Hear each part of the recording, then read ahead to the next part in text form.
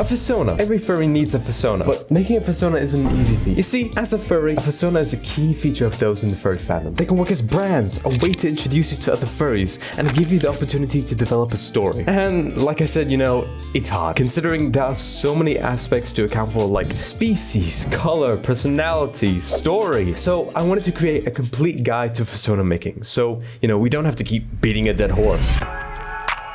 There are two ways to go about designing a Fursona: a story-centric Fursona or a character-centric Fursona. Depending on which one you choose and to what extent you take them can greatly influence your Fursona's design. For story-centric characters, you are making a character based on a story. This means you should consider what kind of world your character inhabits. Is it a fantasy world, a post-apocalyptic dystopia, a Japanese high school? Once you get that, you can go more into detail. Who are they? What do they do? What makes them different? And then after that, think about the story involved with that world. On the other hand, a character-centric Fursona can be a representation of you or a brand.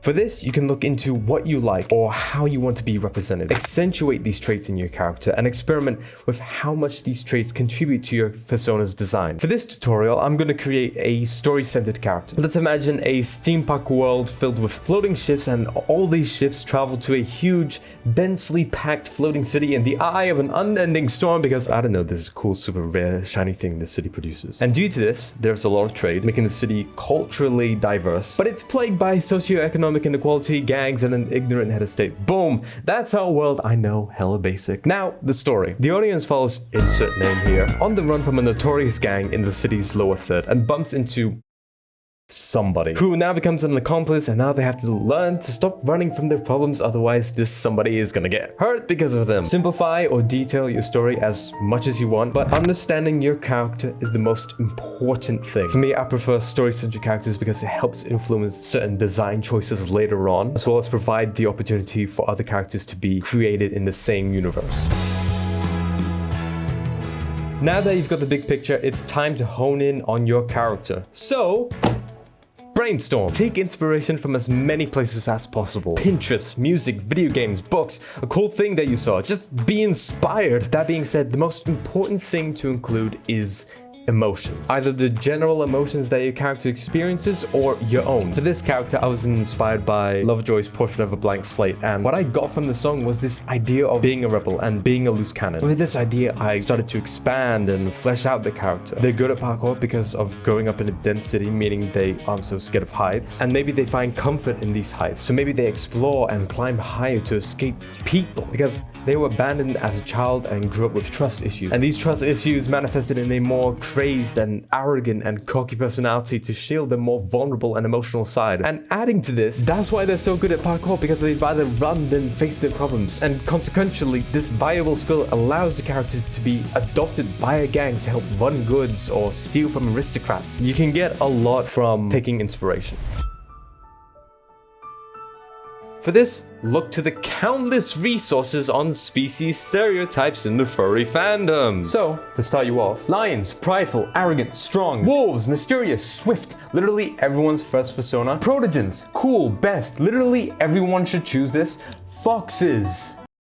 You get the point. Plus, you could choose a species just because you like it. It's not like anyone will judge you for it or make certain comments about you. For this Fursona, we want a species that's mannequin personality, sneaky, and a bit of a wild card. So, I chose a Finnick fox. First of all, hella cute. 2, hella agile. And 3, hella manic. And you know what?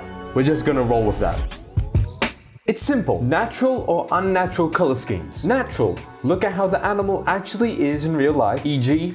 dog. Unnatural. Every other color that isn't shades of brown or grayscale, e.g. sparkle dog. For people choosing unnatural colors, simple is best. And use color theory to find out what helps. And it's that simple. For our Fursona, let's make it a bit interesting. Say this floating city is a pretty warm place with more natural fur colors like beige. And our protagonist is this looking at the sun white. This character immediately stands out and is unique to their world, whilst working well with the black and red design of their outfit.